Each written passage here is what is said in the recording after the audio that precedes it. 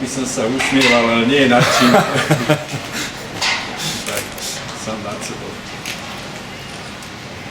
Dobre, ďakujem.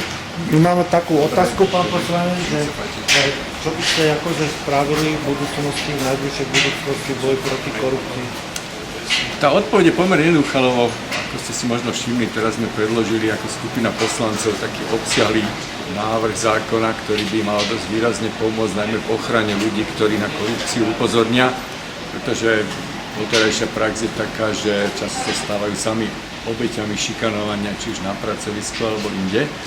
Kým tomuto nezabránime, tak akékoľvek reči o boji proti korupcii sú ilúziou, takže toto je prvý krok a aj keď si nerobím veľké ilúzie ako opoziční poslanci, že by tento návrh prešiel, tak je to, myslím si, napriek tomu pomerne významný pokrok, pretože je to veľmi podrobne rozpracovaná právna norma a trošku také pole neorané, ktoré sme trošku rozorali, myslím.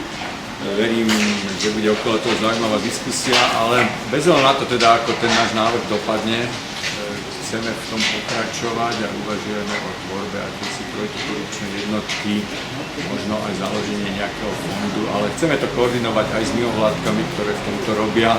Nechceme niekomu, som povedal, fušovať do remesla, ale chceme práve v spolupráci s nimi nájsť nejakú takú linku alebo voľnú parketu, ktorá je nepokrytá. A ja som presvedčený, že to najvyššie ústavné orgány, medzi ktoré patrí Národná rada, by mali byť už nie priekopníkmi, tak rozhodne by nemali byť pasívne v tomto smere. No, to reagujem, je to na jednej strane úplne samozrejme, malo by to byť samozrejme. Na druhej strane niekedy sa stretávame aj zo strany tých relevantných mimovládok trošku s takou opatrnosťou až výhradou, že len čo do toho začne pliesť politika, už to nie je to práve orechové, ale ja súhlasím do tej miery, že treba nájsť tú správnu parketu, ale na druhej strane som presvedčený, že táto iniciatíva na túto pôdu rozhodne patrí len v nejakej naozaj adekvátnej podobe a tu sa pokúsime nájsť. Ďakujeme vám. Prosím. Ďakujeme. Máte sa, dovidenia.